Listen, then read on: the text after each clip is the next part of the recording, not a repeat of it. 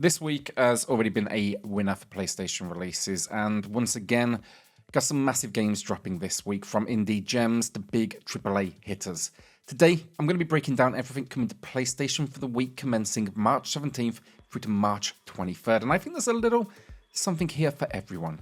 Now, if you do enjoy these weekly rundowns, hit that subscribe button so you don't miss out, and let me know in the comments which, if any, of these are you picking up. Now, let's get into it. MLB The Show 25 kicks off the week, and here's something interesting. It's skipping PS4 entirely. Not too surprising in itself, considering they likely want to push the extra power of the PS5, but what is surprising, there's still a Switch version. So clearly they could make it work on older hardware if they wanted to, so I'm curious to see why that decision was made. Now, as for the game itself, it's more of the definitive baseball experience fans have come to expect, with some, of course, updates. Road to the Show is back, letting you build your career from high school to the Hall of Fame. Franchise mode gets improved trade logic and new defensive stats. Meanwhile, Diamond Dynasty introduces Diamond Quest, a roguelike mode with boss encounters, don't know how that works. And finally, storylines return, celebrating baseball's history. Like, if you're a fan, you know what you're getting here. It's baseball with the promise of everything being slightly bigger over last year's iteration. Just Crow Things is up next. I actually played this on the Switch, and it's a lovely little game. Essentially, you're completing tasks to build up a reputation as the coolest crow around. Here's what you're in for. You're playing as a mischievous crow, making new animal friends, stealing shiny trinkets, and yes, even pooping on unsuspecting humans. At each level here, it's a sandbox filled with interactables, puzzles, plenty of ways to create, as they put it, adorable chaos. You'll be exploring the 10 locations from the French Riviera to ancient Egypt, all while collecting hats and scarves for customization. Along the journey, you'll pick up and use random objects like leaf blowers, spray paint, even a blowtorch. And yeah, basically, it's silly, it's charming, and if you enjoy games like Untitled Goose Game, I think this one's worth a look. KinnikuNeko Super Muscle Cat is a hell of a title, definitely not pronouncing it right, but from the few PC reviews out there, it seems to be more than just a typical platformer, and apparently a bit of a hidden gem. So let's break it down. You play as KinnikuNeko, a ridiculously buff cat fighting off an alien invasion that has captured most of Earth's population.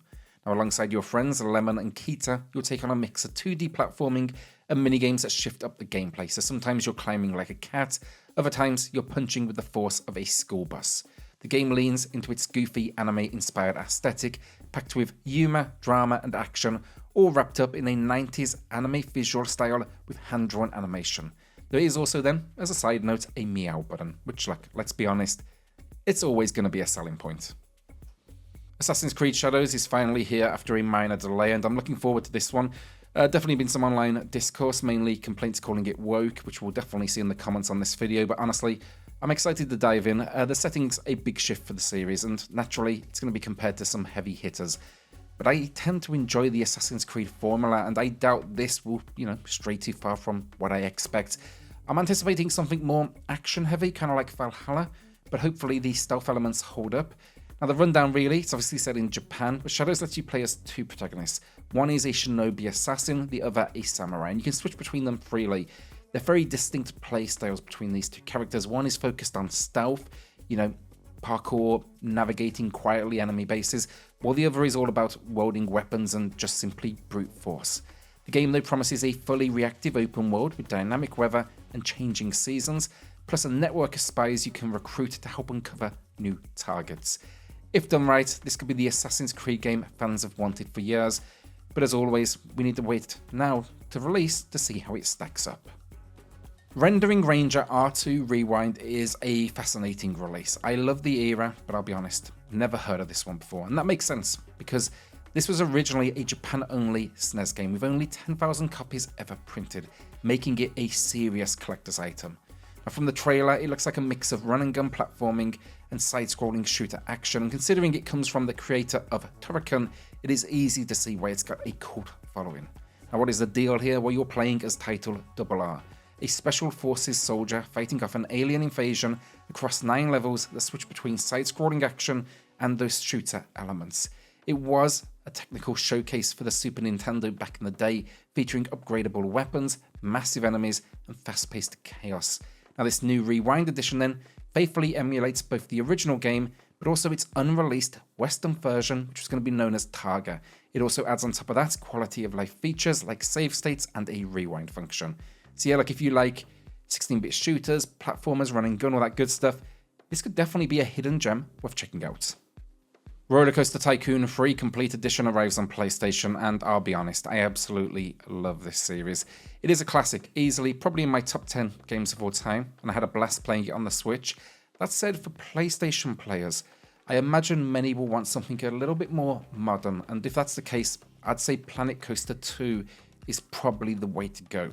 Here's what you're in for though with this release. This is the full RollerCoaster Tycoon 3 experience, including the Soaked and Wild expansions, meaning you're not just managing theme parks, but water parks and animal exhibits as well. You can dive into career mode, where you'll manage finances, staff and visitor happiness, or go all out in sandbox mode with unlimited funds, my favourite way to play personally.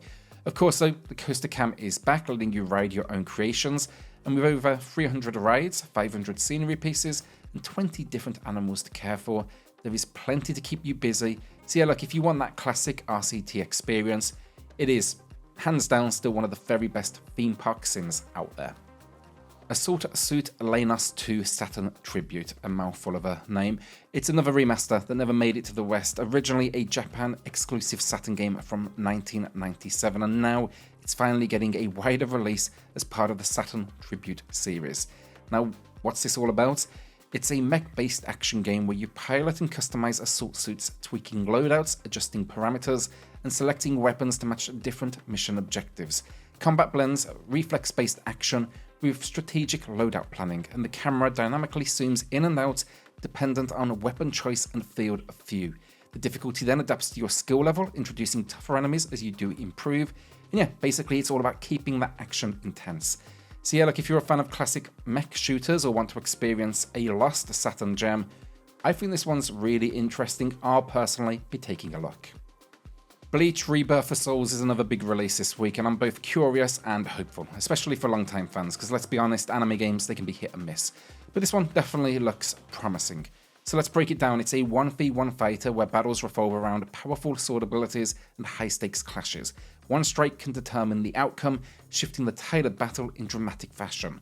The more desperate your situation, the stronger you become, allowing characters to awaken new forms and weapons mid-fight. Now the game, it's revisiting key moments from the Bleach story, covering a number of different arcs and different showdowns. There's also then a secret story mode that dives deeper into character backstories. Look, with this one, if the combat nails at high speed, high impact Bleach energy, then this could be a great addition to the fighting game scene. Atelier Yumia, The Alchemist, The Memories, and The Envisioned Land, another long title for this particular series, but a fantastic one at that. Now, reviews dropped last week, they are stellar. I usually play these on the Switch, but I think I'm finally making the jump to PlayStation this time, just for that extra bit of power.